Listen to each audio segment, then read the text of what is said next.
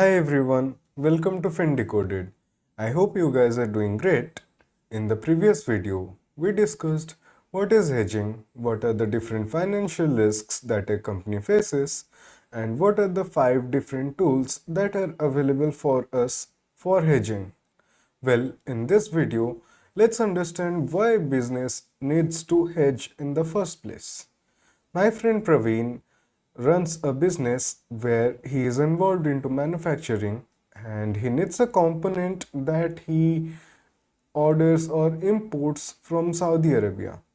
Well, my friend Raftar imports exports this same item to Praveen from Saudi Arabia, and as of today Praveen owes 1000 Saudi Arabia riyals to Raftar. Well, with this example, let's understand why hedging is necessary. Let's jump to the whiteboard. All right, I hope it's clearly visible to you guys. Okay, so let's note it down. And here we have Praveen, who is in India, and then here we have Raftar, who is in Saudi Arabia. Now, Praveen owes 1000 SAR or Saudi Arabia riyals to Raftar as of today. Well, last I checked, as of today, the exchange rate was 1 SAR was equal to 22.93 rupees. Well, if Praveen had paid today, he would have definitely used this exchange rate. Now, what happened? Since Praveen and Raftar both are my friends, Raftar said, well, Praveen, we are so good friends, so let's do this. You pay me this $1,000, sorry, you pay me this 1000 Saudi Arabia riyals after 3 months. Okay, let me make this Saudi Arabia riyals. So now Raftar proposed Praveen to pay this after 3 months. Okay, well, now Praveen being Praveen just agreed to it without even giving it a second thought. So now, after 3 months, we don't know what will be the exchange rate, but let's assume that after 3 months, one Saudi Arabia riyal had become, let's say, for ease of calculation, 30.93 rupees. Now, Praveen will have to pay here extra in as compared to the first scenario. In the first scenario, he would have paid 22,930 rupees as compared to in second scenario where he will have to pay 30,930 rupees. So as we can see here, Praveen will have to pay 8,000 rupees extra just because he did not do anything about this currency fluctuation which could have been hedged. Well, since he did not hedge this, let's see what will be the impact on his business for not hedging, and then we will see why hedging is necessary. Well, Praveen was one of a kind of genius and he managed not to hedge these transactions, and when we suggested him to hedge it, he just refused straight away.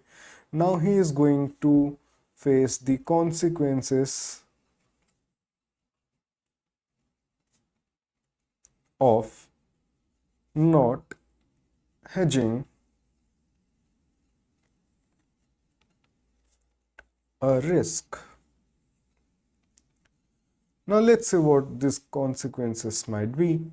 So first of all, straight away he is having a loss of 8,000 rupees, so that is reducing our profits.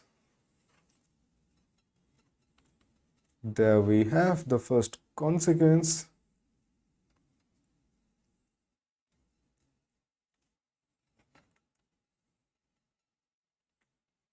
Well, if our profits are being reduced, then our budget will fall apart because the budget that we had planned would not be involving this exchange rate after 3 months.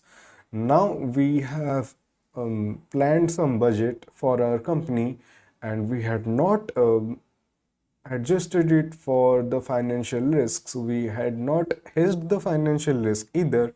So it's a guarantee that our budget is going to fail. There we have the second consequence, failure of budget. Well, if your budget fails and your profits are going down, this will impact the shareholders.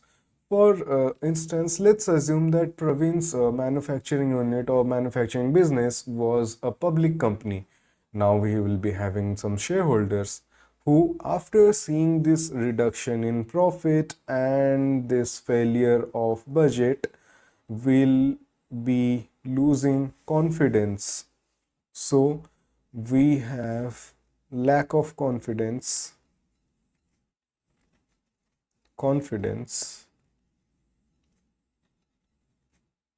among our shareholders.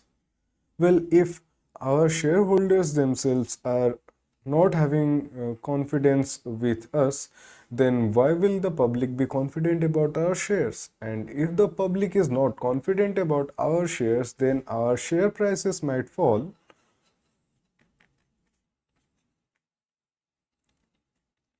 Share prices might. Okay, that's not how you write might.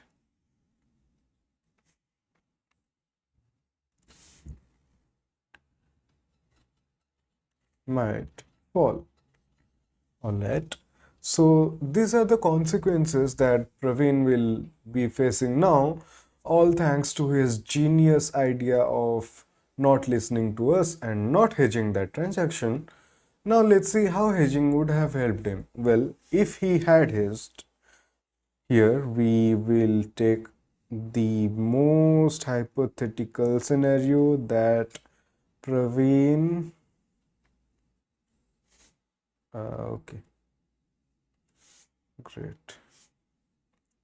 Okay, so here's our kind of impossible, most hypothetical scenario. Praveen listened to our advice and hedged. Well, let's just assume that this is something happening in an alternate reality, that Praveen listened to our advice and hedged.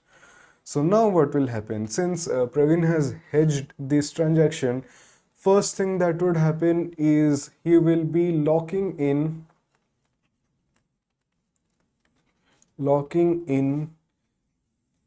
the exchange rate.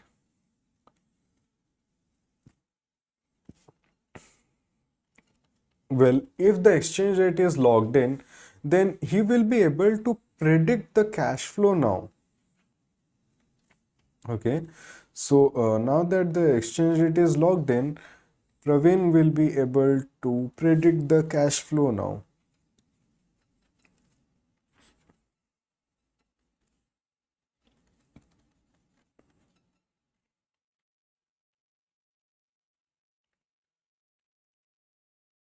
Alright, now that our cash flow is predictable, we will be able to manage the cash flow.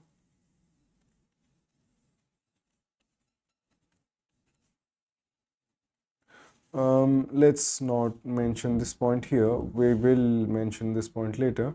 So now let's see what have been the impacts of hedging. So first thing, Praveen was able to lock in the exchange rate. So now let's just say that he was able to manage to lock it in at, let's say, uh, exchange rate of rupees 24.93 for 1 SAR. So now, instead of paying 30.93, he will be paying 24.93, where now he has been able to reduce the loss from 8,000 to 2,000. So that is a wow. Loss has been reduced by 6,000 rupees straight away. Okay.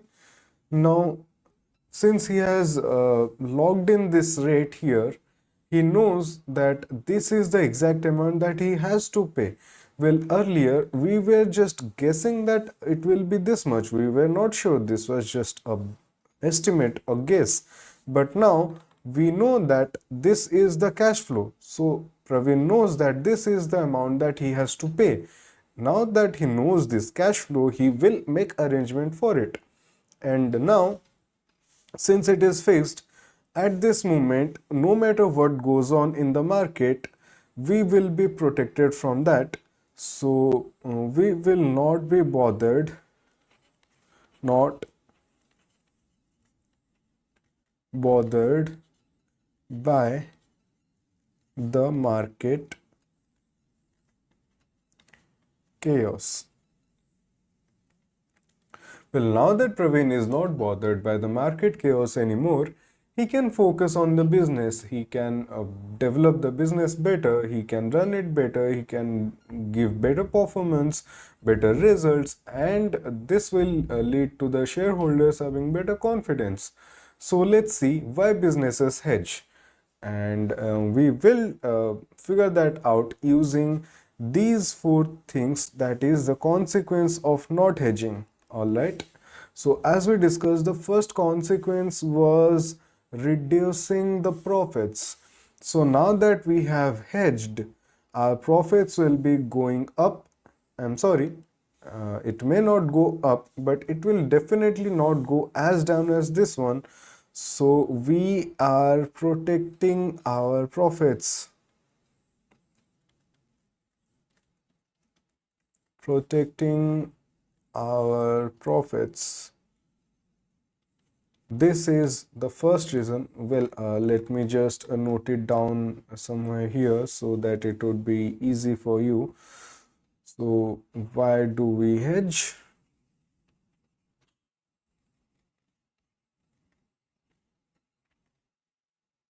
Why do we hedge?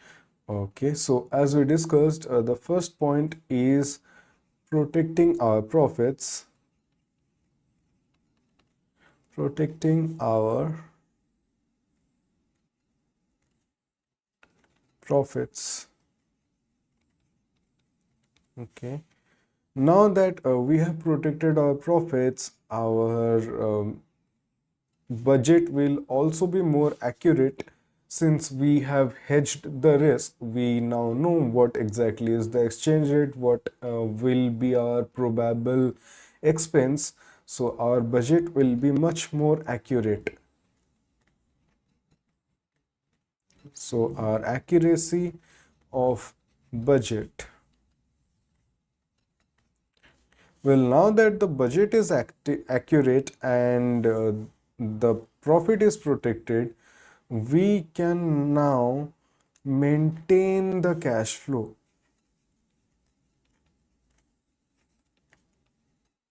Maintain the cash flow.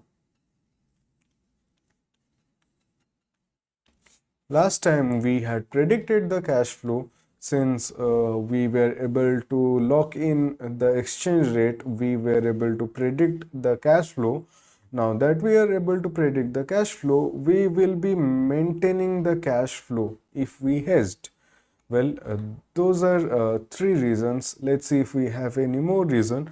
Obviously, now that we are maintaining our cash flow, our budget is accurate, our profits are being protected, our shareholders will have more confidence. Boost the confidence of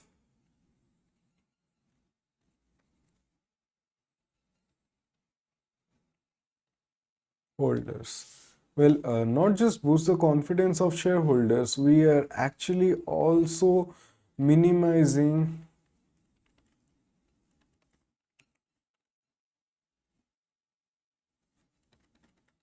minimization of volatility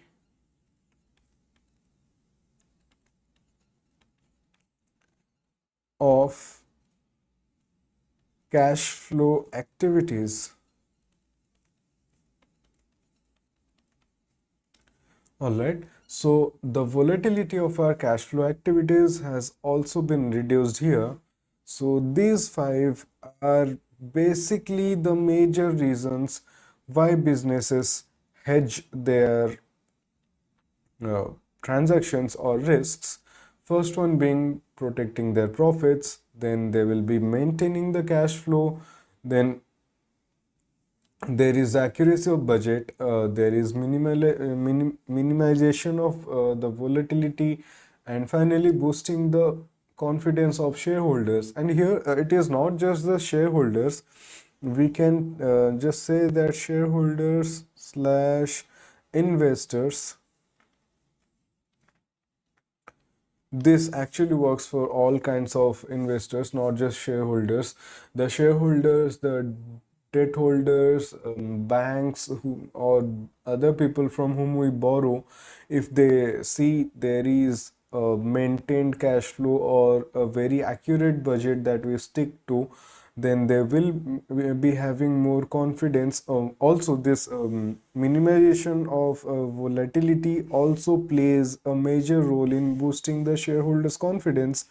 Now, since they are seeing that there is not a lot of volatility, the risk is low, so they would prefer to invest in us. So that's basically why businesses hedge their risks. In the next video, we will be seeing the first tool of hedging, that is forwards. So if this video was helpful to you, please like this video, subscribe, and click the share button and spread the video. So yeah, that's it for this video. Have a nice day. Bye bye.